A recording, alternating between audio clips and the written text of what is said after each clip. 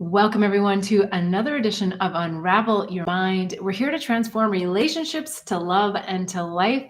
I love your questions each week. It's so much fun to answer them and to provide some insights on things that often are issues for all of us. So please don't hesitate to ask the question. If you're watching me live, you can always ask the questions in the comments below. If you're watching on replay, you can still do the same thing, but I have a new feature now where you can submit your question via the website. A lot of people are saying, I submit a question and then I totally forget about the show. So when you submit the question, we're going to send you a little reminder that says, hey, the show's going live in X number of days and minutes and hours. So I would love it if you went over to that page. It's bethbell.me and /question, and it's in the comments below. So you are more than welcome to submit your question that way. And I look forward to receiving them. But let's jump right in today's questions, because we've got a whole handful of them and they're all good and juicy. And I think there's a nugget for each one of us in each of the questions, even if they're not our exact situation happening to us right now. So let's go to question number 1. I was dating a gentleman whom I became intimate with early on. We have an incredible connection. However, after spending a weekend together, he rushed off and said he had to deal with something related to his wife, whom he separated from. He's been transparent about this when we first met, but this came as a surprise. Then I didn't hear from him for 3 weeks. Now he's texted me and apologized for not being in touch. What should I do and how to respond?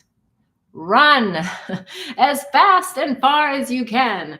Well, that's the quick answer, but I know that matters of the heart are not always that easy. It sounds easy, it is easy, but then we get all complicated because we've got this connection and we've become intimate with them. Okay, so first of all, I'm going to tell you things that you already know, but that's what I'm here to do, is just help you remember and remind you of some of the common sense things, which is we don't get intimate with people who aren't available.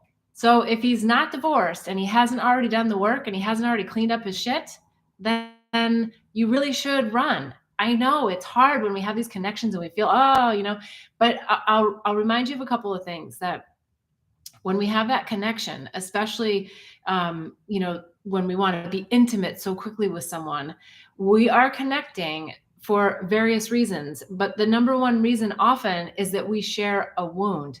So we share a wound, a vibrational wound, something that's most likely hidden in your subconscious mind. It's not something that you're aware of, but you just have this connection. And so you feel at home, you feel at ease, and you want to merge. And that's part of life. But as we ascend, we want to be more aware, awake, and conscious of these connections that we have with people and what they're really here for.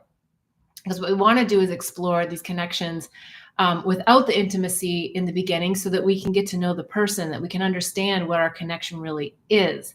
Now, with that said, I'm also going to mention that if this person is a narcissist, if this person, or you, but I'm going to say this other person, because I'm picking up more the energy on them than you. If there's a narcissistic tendency there and they were really aggressive with wanting to become intimate, watch out for that, because there's definitely a way that narcissists can get in and get entangled quickly on our life cords and create a lot of havoc for our own discernment. It can spiral us, it can spin us, it can take us into a direction where we kind of lose our way, in the sense that that whole, we get into the chemistry and we just lose our clarity. So that may be something that's happened here as well for you, but I want to go very specifically. So you spent a weekend together and he rushes off. Okay, so if there's no discussion about what that actually is, they're all in disarray. It's just another huge sign for you that this person is not ready to be in a relationship. Now, unless you want to just have sex with this person and that's your jam and your MO, then that's a different story. But I think if you're watching the show and you're submitting the question, you're definitely on an ascension journey where you want to learn the lessons. And the lesson is that we've got to let these people go, because they need to do their work and you need to do yours. I would dig into, why did I attract this person? You don't have to go so far into it. It's like, it's a new relationship, but hey, why did I get intimate so fast? especially if it's something that you don't normally do. If you don't normally jump in so fast, that's, I think, why I'm picking up this energy of the possibility of a little bit of a narcissistic tendency of like getting what they want. But hey, men also operate a little bit differently than women, and they want to jump a little bit faster into this intimacy, but they have a different end goal than a lot of women do. Women want to have that more intimate, touchy-feely, I'm here for you kind of relationship, whereas men are kind of like a little bit more like, I want to be in the moment. So yeah, and if he hasn't called in 3 weeks and then all of a sudden he picks up his phone and texts you, the first thing you need to do is state exactly how you feel. Like, hey, it did not feel good that I didn't hear from you. It didn't feel vibrationally aligned for you to just jump and not communicate anything with me. So whatever it feels for you, I'm just adding some lines that come to mind. That's what you want to say in the text. Here's the most important thing. Then you must say, I wish you well. And you must let it go. Chances are that person is going to come back to you and they're going to be like, oh, no, give it another shot. I'm sorry. If they do that, you know that it is an absolute no-go. If they say, thank you, I will be back in touch on the backside of all of this. I so appreciate your support. Then great. Then have that warm, fuzzy feeling about them. And we're always going to shine the light for them, but you're really going to just let them go. This is where the slippery slope starts. If you do not nip it here, you are headed for a shredded heart, not just a broken heart, but a shredded heart, because that person does not have the wherewithal to clean up their own mess before getting someone else involved in theirs, right? So you're single, you're ready to have a relationship and move into something and explore it. He's still dealing with getting divorced. If he's just separated, come on. We cannot waste our time with these men who are not doing their work. Okay. Super important. Get on it, write the text, and let him go. Doesn't matter what he responds after that. Let him go. Do your work and let him clean up his own mess. Okay. All right. Let's jump into the next question. During times of change, it is sometimes hard to keep a heart of being grateful. How can I overcome being down and be grateful?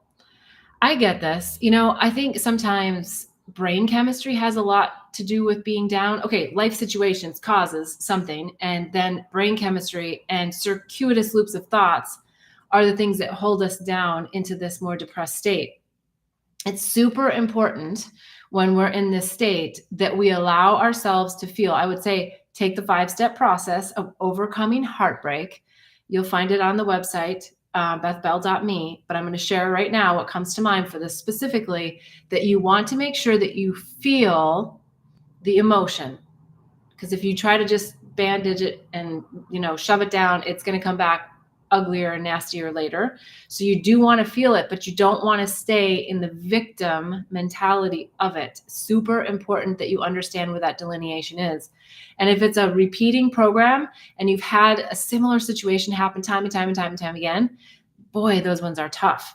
They don't have to be, but oftentimes they are, because the program is wound so tight inside of us, in our minds, and it circles in those circuitous loops. So it's really important that you feel it, and that when you're trying to be grateful for it, that you are focusing on your gratefulness on something else. That it doesn't have to be like, oh, I'm so grateful that this person broke my heart. It can be that I am so grateful that I was able to experience love within myself through the reflection of this other beautiful being. Yes, maybe it happened a while ago when you first fell in love with the person, or whatever the situation is. It might not be romantic love. It might be something else. That what was it that drew you to this person, place, or thing that gave you the warm feelings that's now kind of upside down, right? Heartbreak is almost always based in something that disappoints us, deceit of some kind, or some level of disrespect. It's the big D's, right? And those big D's, if it is a marriage or a romance, lead to divorce, which is another big D.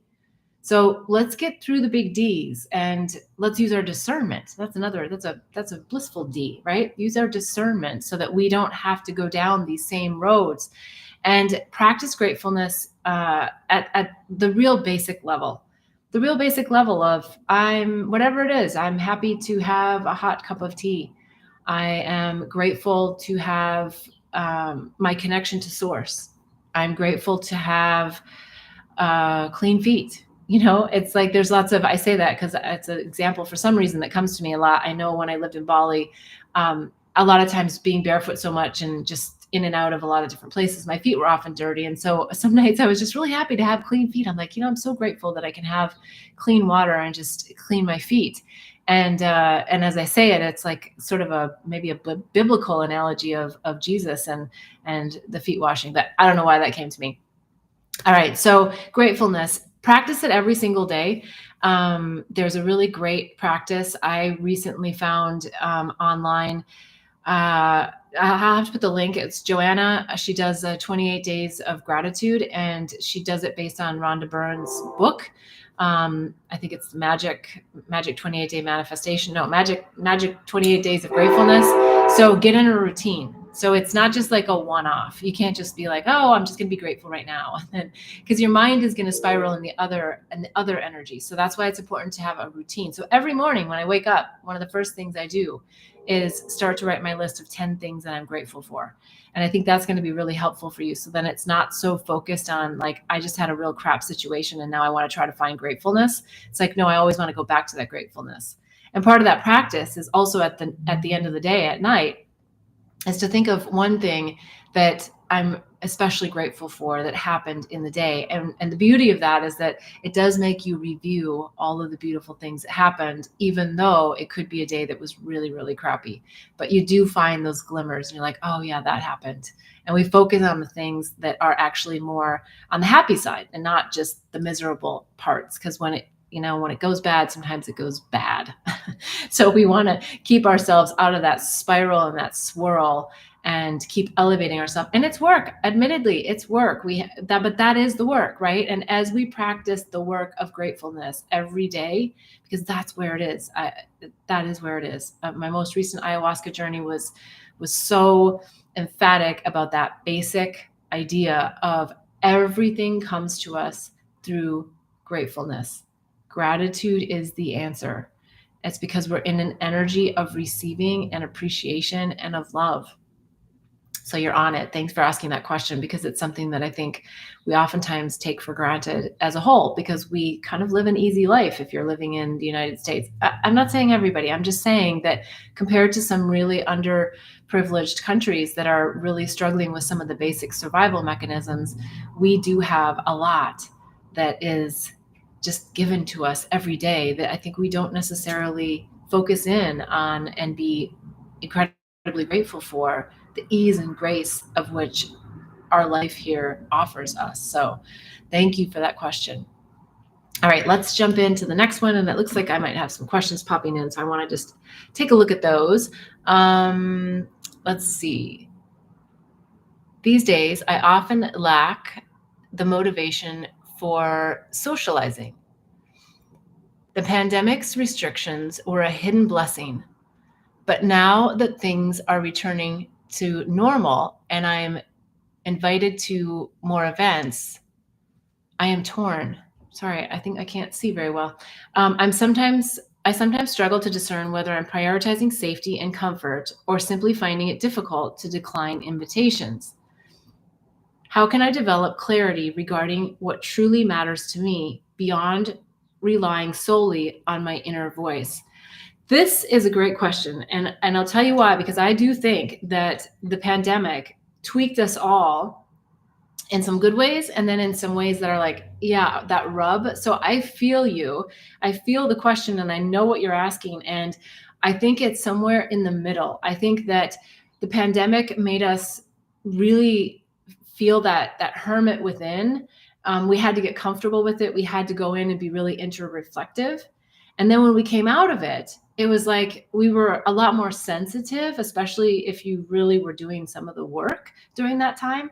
That we came out, we were more sensitive, and they were like, yeah, I don't really have tolerance for this, this, this, and this. Like, I don't really want to go somewhere just to like have something on my calendar. So I get it. And I think that that's where you have to kind of get just a little bit more inside and say, what is my intention? One of the practices I like to do is at the beginning of the day, I write 3 words that have to do with an emotion that I want to feel within the day. So it's about really setting the intention of what do I want to feel? And then when you have an invitation to something, you can say to yourself, just like feel into yourself, try to get out of the mind, but the mind is always going to be there. And so that's fine. But then take those 3 emotions and say, you know what, is that event or that dinner with that person or that gathering going to help me feel this way? And maybe it's the 3 words you want to feel for the month, or maybe you had 3 words for the year that were the emotions that you wanted to feel, and just gauge yourself like, okay, does that really resonate for me to do that? And sometimes we have to just push ourselves to say yes, right? And that's the discernment that only you know. That sometimes, yeah, you're being a little bit too much of a hermit because maybe your mind's already judging like, oh, I don't know. I mean, I had that happen recently, actually. I got invited to something. I was super excited to go. And then at the last minute, I was kind of like, I don't know. Are these going to be my people? Like, is it going to be a waste of my time? And Spirit said, Beth, go. And I went, and it was the most beautiful gathering that I could have ever, ever, ever on all levels expected. And if I would have listened to my mind and my little hermit self and my like, oh, I'm just going to stay home self, I would have missed out. I met new people. There were some people there that I resonated with. There were some people I didn't. But for the most part, it was a beautiful event. And I was so happy that I had gone. So I think it depends upon where you're at. If you've been doing tons of social things, then yeah, back it off. But if you haven't and you're a little bit more on the hermit side, say yes. Tune in. Does it feel like when I tune in that it's something that's going to help me with those emotions that I want to feel? And if not, then say, okay, I'm going to pass. Show me something else. Or here's one other thing that comes to mind. I really like to use this. When I get a hit on something like yes or no, then I say, okay, help validate for me. Validate whether or not this decision is right. Like if I've said yes, but I'm like, oh, but there's still just a little question mark, just ask for signs. I mean, you can make it fun and say, Spirit, drop a white feather on my path, for me to know if I need to go on this trip that I got invited on, right? So you can make it fun. And then just know that you're going to be given the sign, right? I'm going to find a coin on the street and it's going to be heads up, or, whatever you want to make it up to be. And then you can ask for the signs, and then you can also feel that support from another level that kind of gets you around the mind, right? Because that's what we're trying to do, is like unravel the mind and all of the narrative that the mind is trying to tell us to hold us back sometimes from living in spirit. And let's not blame the mind. The mind is a good thing. The mind tells us if the stove is hot, we don't have to touch it again, right? We've learned that. So we don't want to make the mind bad. We just want to have the mind in its rightful place, which is the back seat, so that our soul can drive and spirit can really lead the way through ease and grace. Hopefully that's helpful. If not, let me know. If it is, let me know. I'm looking at the comments, and yeah, so thank you so much for asking that question. It's a great one. And I think one that a lot of us are I'll say struggling with, but grappling with as we come out of such an interesting time, and as we're about to move into even more interesting and possibly turbulent times, depending upon how you want to look at it. All right, let's jump into the next question. Will I ever love again? I'm 62. I've had big loves and big disappointments. I want that heart-stopping love again, but recently read that is a red flag, and that lasting love steeps and red-hot love blinds us. Well, there's a lot of good juicy nuggets in the question itself. I want that heart-stopping love again. And the first thing that comes to mind is that heart-stopping love is within you, and I know you know that. So what if we just took every stranger that passed our screen, like we're out walking, and we took every stranger and we just projected that idea of heart-stopping love. I'm not saying like romantic love and like you're, trying to pick people up on the street. I'm not saying that. I'm just saying that what if we were like, wow, that person just exudes love and light, and that's so exciting. And you kind of like feel into, use one of your big love examples. Remember one of those people that popped into your life unexpectedly. You're just going along and then all of a sudden, boom. And so if you do that with other people and just without the expectation that there's going to be any romance or that they're going to respond in the same way, you will energetically be feeling within yourself that big love, and you're going to be pushing it out there to the people around you and next to you. And what that does, as you know, puts out that little like kind of butterfly effect of energy to where, yeah, it's impossible for goodness to not come back to you. Maybe it's not in the very next person, or maybe it's not in the next 5 minutes. Maybe everybody walking around you is grumpy. I don't know. But you know where you are and the energy that you're putting out there in a super gentle, fun, and kind and loving way. And you're going to attract people back. Today's Sunday. Oprah had Super Soul Sunday. So why don't we use our own, Super Soul Sundays and go out and really just let our heart light shine out there and see what comes back just for fun. And if at the end of the day, nothing comes back, nobody smiled back at you, which I almost would find impossible, depending on where you're at, then just feel into the fun of the interactions that you had, that, hey, I got one more person to smile, or, hey, I actually approached someone and talked to a stranger because I smiled, I threw my light, made them smile, and we started talking, and I wouldn't normally have talked to that person.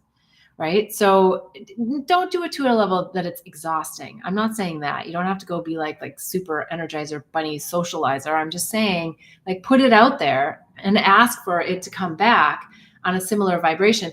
And also, if you do get like some more negative things that are happening, then that could be a sign that there's something bubbling up within you that you are asking them to reflect back to you, right? So if you're getting a lot of grump, or you're getting a lot of negativity or not receptivity, then that could be the universe showing you that, hey, maybe there's a receptivity level within you that you want to work on.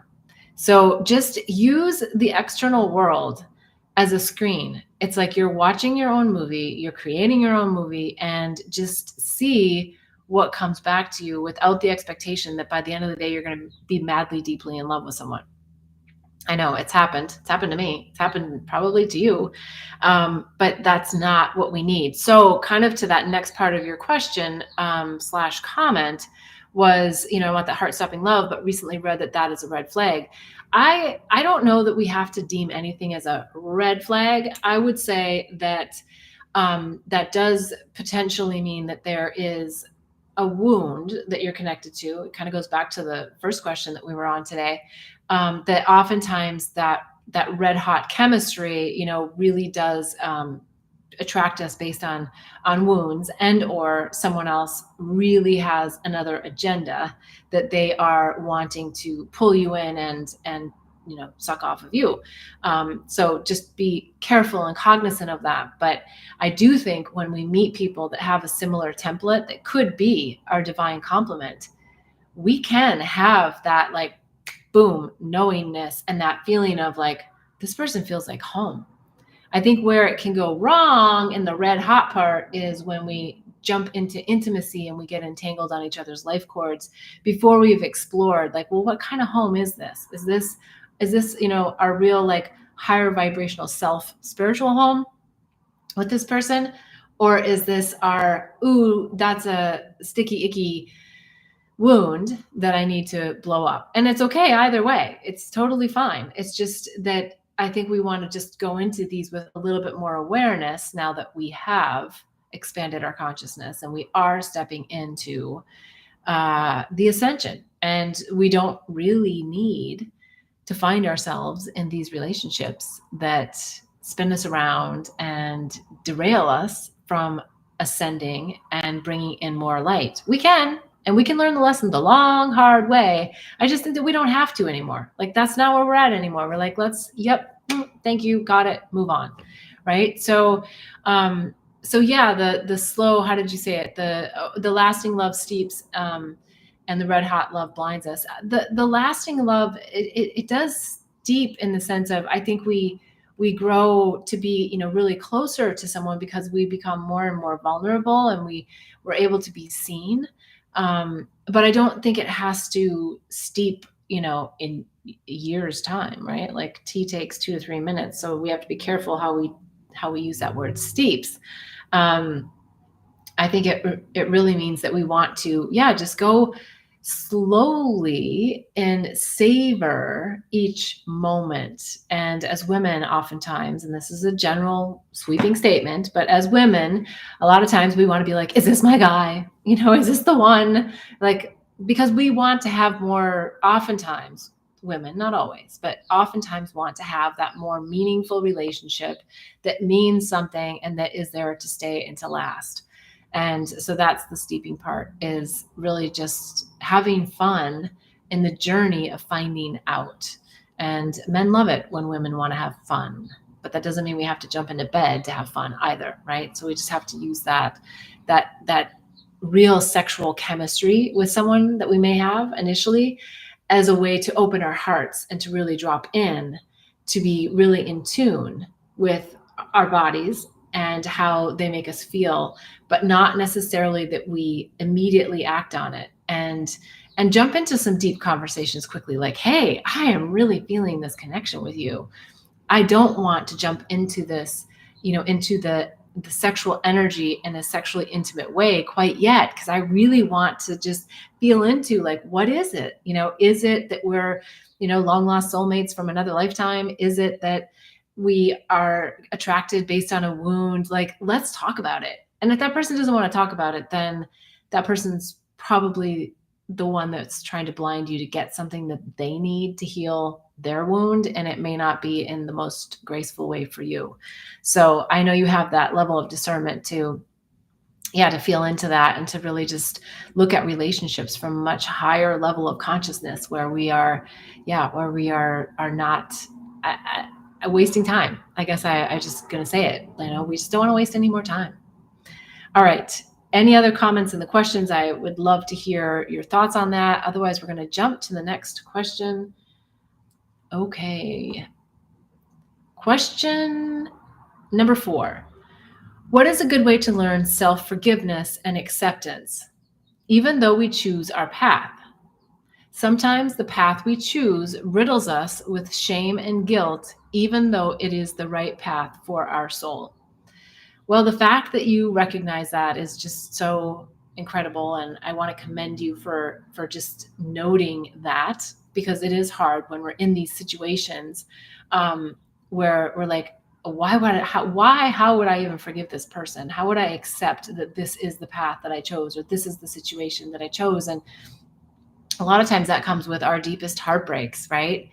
But as I've said many times, the deepest, most profound heartbreaks are also the biggest opportunities to heal at the core of the wound, so that we can let more light come in and more light shine out.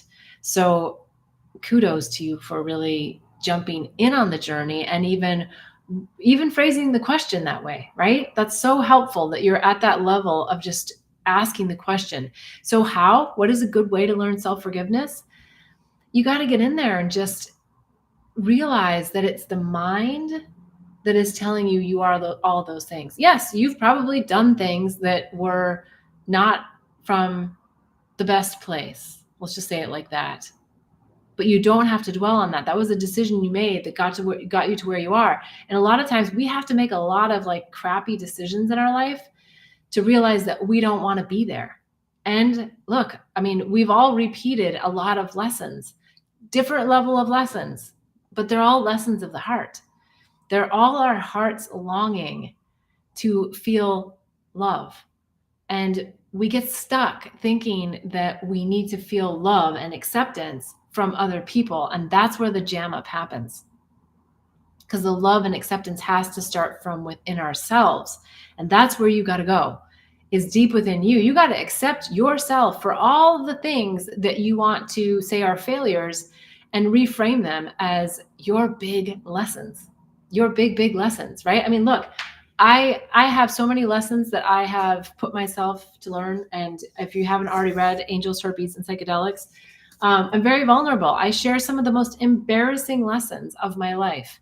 I felt like I should have known better. I did know better. Why did I get into it? And when I took myself off the cross and I realized, oh, because there was a deep lesson in there that I called myself in to learn. And yeah, people can read it and be like, oh my God, I can't believe you did that. And then you did it again. And then you did it again. And it's like, I did, because I had to learn the lesson and I chose to take it the long road home. Right. But when we get home and we know who we really are, and that is the awakening ascension journey, that's where the bliss is. But the bliss is always there. It's just our mind and unraveling it that gets us to this place where we can see the lesson so we don't have to keep repeating them. So take this forgiveness and acceptance as an inside job that you need to just sit with and reframe yourself and stop blaming others. Number one, if you are, and number two, stop blaming yourself, because you called it in, you chose to do it, repeat it, and live this life. And you even acknowledge that, you said sometimes the path we choose riddles us with shame and guilt, even though it is the right path for our soul. Stay on that path. This is your soul's journey that you chose to have before you came in. And in every moment of now, you have the choice that you can make to change the trajectory of where you're headed. And that's where it feels like you're at, my friend, like at this really incredible place to be able to take a different road. And all that you learned from all of the decisions that you're saying are, bad, are probably the things that you're here to teach, and to teach others by example. So we don't need to look at all of this stuff as bad. Like when we heal ourselves and we shine the light and we show the way for others, that's so beautiful. And I feel that's really where you're headed with this, is you're asking all the right questions and you're going deep, and just stay present to know that your heart is whole, and that through the illusional veil, we have to do these lessons that we set ourselves up for. And so sometimes that's a blocked heart, a broken heart, a healing heart, right? That gets us to that whole heart. All right. Sending much love to you on that. Let's go to the next question. Sometimes I get activated, a new word to use instead of triggered, I guess, and say something to a friend or family that I regret. It just comes out. How can I better control these impulsive and negatively impacting comments? Is it because there's unresolved frustration? Is it just being passive aggressive? Is it tied to unexpressed emotions? I would love to know how to be better. I love that you're asking all of those questions, because it just says that you really are awake and aware. You really are tuning in and wanting to understand. And a couple of things come to mind. One is absolutely there's deeper stuff there, and whether it's that person or not, because sometimes the people that aren't actually triggering us or activating us, or let me say it this way, the ones that aren't really triggering us but they're activating us to feel something within, are the easy targets for us to say something to, because we don't actually have the issue with them. And then that person kind of takes the brunt of what our underlying frustration is, an emotion that we haven't dealt with. Because let's remember that anger is only a suppressed emotion. I'm not saying you're angry. I'm just saying that you suggested that, you say something that you feel is a little bit more negative, and that kind of has a flavor of anger to it. So that's definitely a suppressed emotion, something you haven't said. But I'm getting the feeling that a lot of times it's not suppressed emotion that's actually about that person, that it's actually something else and someone else that you haven't been able to open your chakra, your throat chakra, to actually say it. And so you say it to the person who isn't going to challenge you. And maybe that's not exactly where you're at with it. Maybe it is the direct person. But either way, I think that it's the same thing. That, yeah, acknowledge, like, what is it? Go home, journal. I mean, not go home immediately, but like when you're have time to reflect on it, don't just brush it under the rug. Like, really go home, sit and journal about it, and just say, what was it? What was that deeper thing? And when you get into that quiet moment, right, light a candle and say, look, higher self, come and speak to me. Let's transcend the mind. Let's transcend the program of whatever it is here. And let's get right to what is the core of this? Why did I say that to so and so? Why did I say it in that way? And sometimes it's your energy, and sometimes it's their energy. Sometimes it is their energy. Sometimes you're just in that vibrational field of which they are in. And when you meet there, you just have that reaction to say it to them in a way that's not. But I wasn't really picking that up in the question here. It did feel like it was very much about you.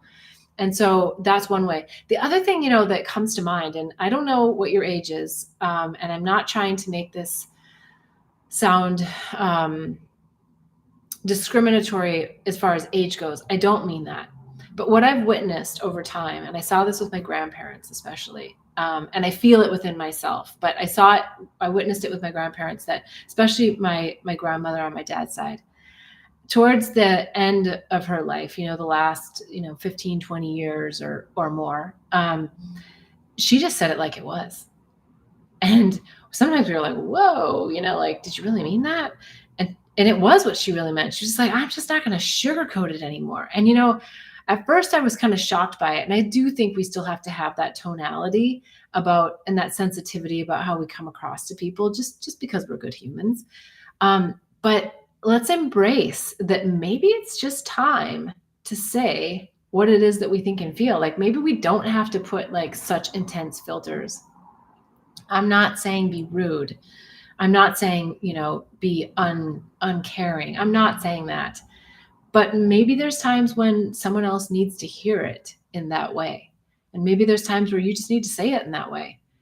And maybe there's times when you say it that way and you catch yourself, and then all you need to say is, hey, I recognize I just said that with a level of intensity that I didn't really mean to be directed towards you, and I'm not really sure why I did.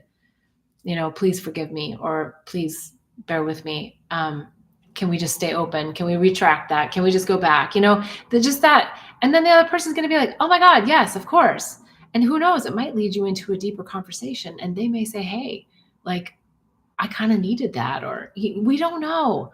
But I'm just saying, speak the truth, keep speaking the truth. Like, I don't want you to feel like by kind of having these little outbursts, my words, not yours, that you should somehow try to, completely stop yourself, because I do think there's something there for you that's good, that's good. That's like maybe you're finally speaking your truth, and maybe you just say that, like, hey, it came across a little harsh, but I realized that a lot of my life I haven't really spoken my truth because I've been trying to just be a people pleaser, and I'm more worried about what everybody thinks than just saying like, hey, this is what I think. And so I'm practicing. And when I practice, sometimes it doesn't come out exactly how I really want it to. It comes out with a little bit more aggression or emotion that I just still need to diffuse. So, forgive me, or, please sit with me.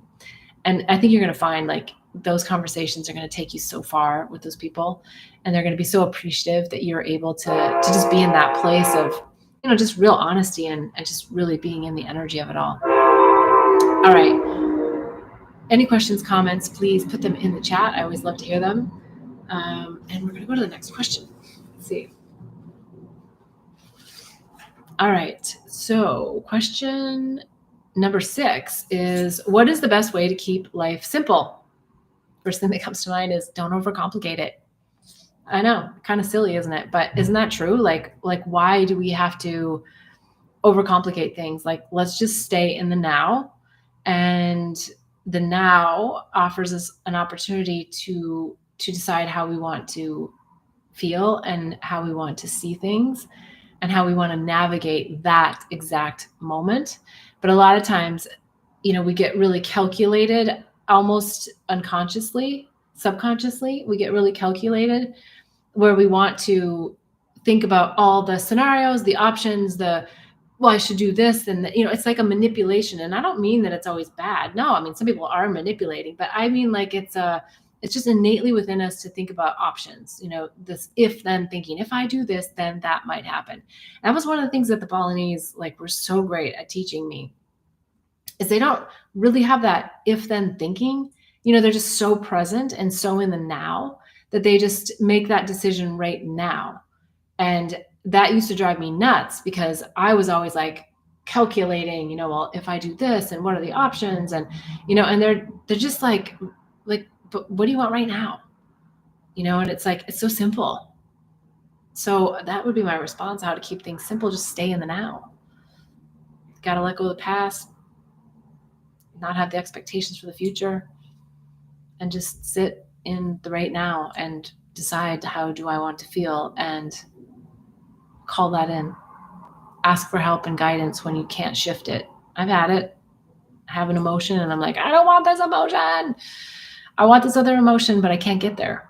In those moments, that's where you surrender and you just allow spirit, your higher self, to guide you into a different place. And, sometimes we have to just go into that emotion and feel it to be able to release it. But then there's a time to pull on our big girl, big boy pants and keep walking along and do something else that does shift our state.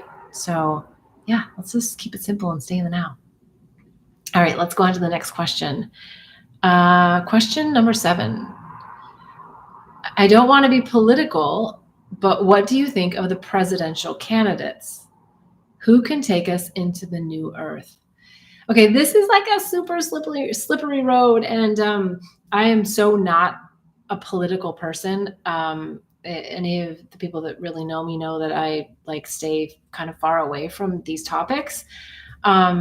But I will say this, that it appears that there are 2 main candidates, Biden and Trump, and there's more candidates. I'll just say that there are more candidates, and I'll talk about what that one of the candidates that I see that may or may not be in your consciousness quite yet. But before I say that, I'm going to say this. It doesn't matter who gets elected. And I know that's going to trigger a lot of people. We are going to get to where we're going, no matter who is in that office. That office is an important office in many respects in this 3rd dimensional realm, for sure. However, there is an energy and there is a movement that is happening that is so far beyond politics. And it is going to play itself out no matter who is in that office. I would offer that there is another candidate, and I'm not offering it because I need you to agree with me or not agree with me. I'm happy to hear your comments. But one of the other candidates that is really gaining momentum is RFK. And I really didn't know that much. I didn't know anything actually about RFK Jr. until probably 6 months ago, when a dear friend of mine, the founder of UGG Boots, said to me, you should really take a look at this. And I'm like, yeah, but I'm not political. I don't even I just don't like to spend my time there. I just feel like my vibration is meant to be in the community right here, right now. And that some of the political aspects can be really draining. And so I heeded the call and I started listening to some things. And, I was like, wow, I have been so educated on history, on politics, on censorship, on all these different things that I didn't know. And he's an attorney. He's an environmentalist. He's from a famous family, the Kennedys. He knows a lot of famous people. I'm not saying that any of these things have to matter. I'm just saying that it does expand your awareness about how systems work and what's happening on planet Earth. He brings a lot of interesting things to the table. And what I find maybe the most interesting is that the media, the mainstream media, is doing their very best to not have him be seen in the mainstream media. And now that they are kind of starting to do this, show him a little bit, it's also very interesting that they're using some scare tactics about, well, with RFK on the scene, then Trump is going to win because he's pulling votes from Democrats, like scaring people to not vote for him so that they can get their party in. And I'm just saying, like, people, we are so far beyond political parties right now. Like, that is the main calling here. And that's the only reason why I'm addressing this question, is because this time and space reality has very little to do with politics. And again, I understand I might be triggering some of you, but it's about unity. It is about seeing and viewing things differently. And the old two-party system is broken. It's broken, obviously, to me. And I am no scholar in the political history, but it's broken clearly to me because we have a narcissist as a candidate and a gentleman who has dementia. I love my parents dearly, and they're, in the 80s, early 80s. And there is no way that I would want them to run as president. I wouldn't want to run as president because of just, the mental capacity that it takes, the energy that it takes to hold that space. So we're looking at a narcissist or someone with dementia as our two candidates, and is there anybody that can argue that there's something not broken about our system if that's who we have as the shining candidate? It's just odd, isn't it? So just sit with that. Just before you want to, just sit with that.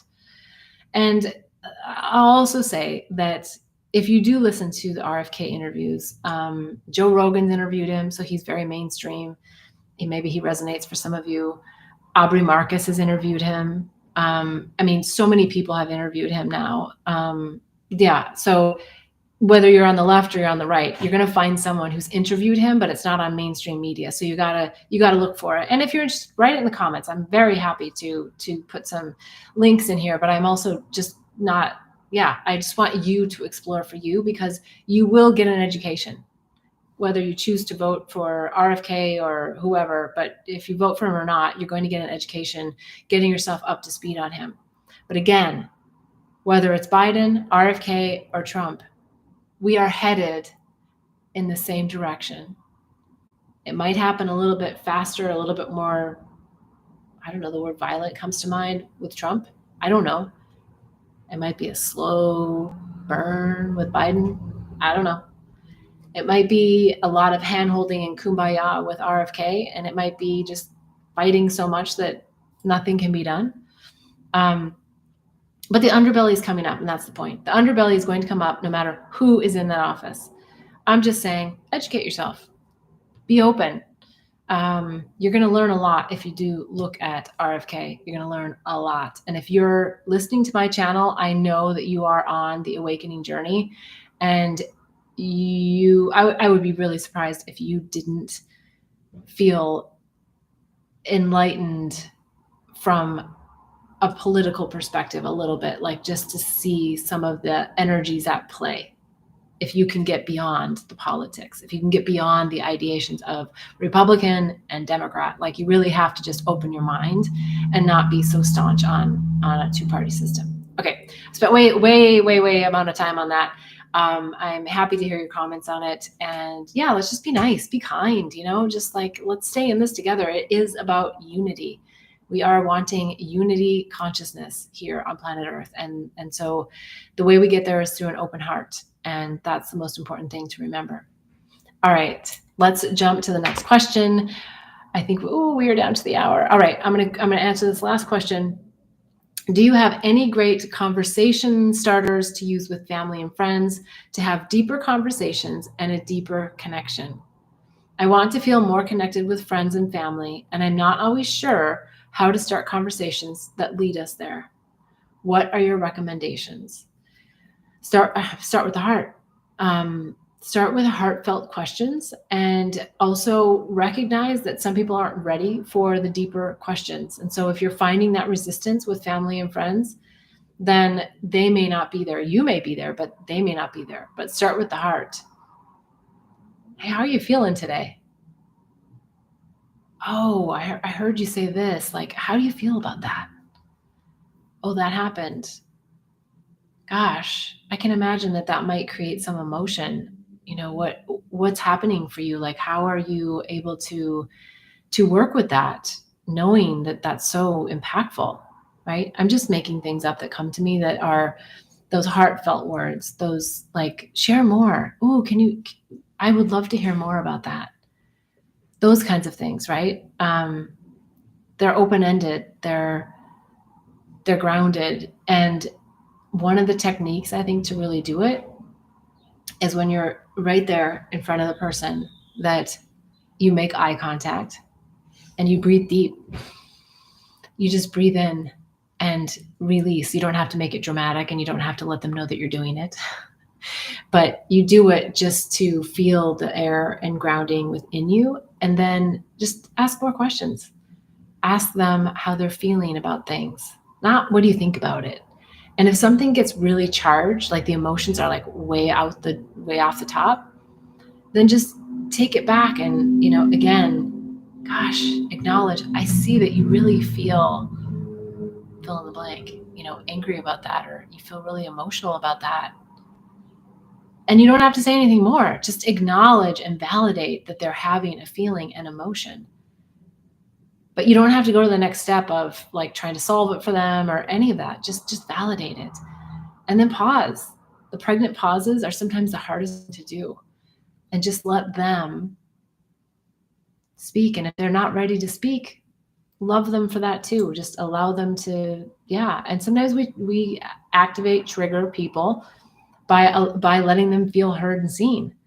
And that we also just let them do their free will. They're on their journey, you're on yours. And the more we can stay centered and grounded in our light, healing our wounds and shining our light brightly out there, the more effective we're going to be, and being happy and being blissful and helping others, because we're going to be shining the light and leading the way. All right. I am always so appreciative of all the questions that you ask. Please go to bethbell.me. There's so much happening over there. Lots of new stuff being launched. You can ask more questions. There is the Awaken Inner Wisdom community membership coming. It may already be there if you're watching this on replay. So please come to bethbell.me.